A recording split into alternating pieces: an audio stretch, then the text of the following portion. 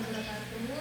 Waalaikumsalam warahmatullahi wabarakatuh. Oke, Ibu di sini akan menjelaskan sedikit tentang pembelajaran mengenai menjaga kebersihan lingkungan di sekitar kita.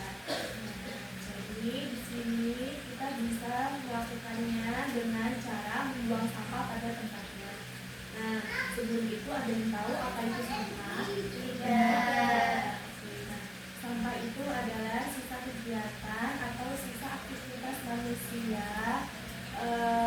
secara alami itu tidak dapat digunakan lagi atau sudah dibuang. Nah, ada yang tahu sampah dibedakan menjadi berapa?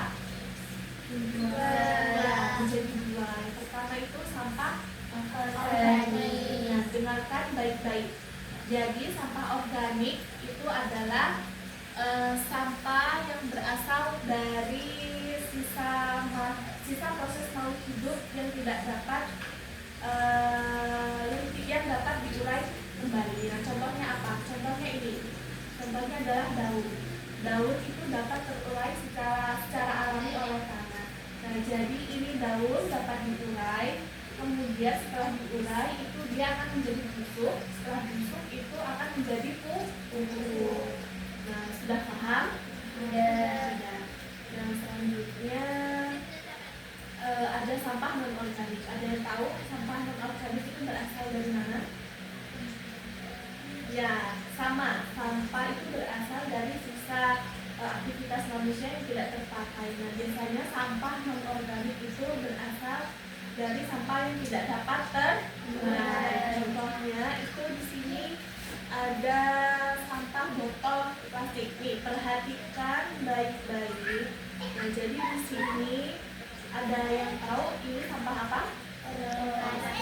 Ya, botol plastik itu termasuk dari sampah non organik. Jadi sampah yang tidak dapat terurai atau terurainya itu sangat lama, di antara 450 sampai 500 tahun.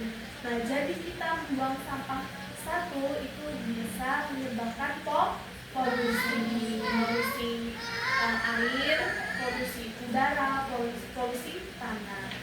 Nah, setelah itu ada juga ini. Ada yang tahu ini sampah apa? Ya, puntung rokok. Lihat Ibu, dengarkan.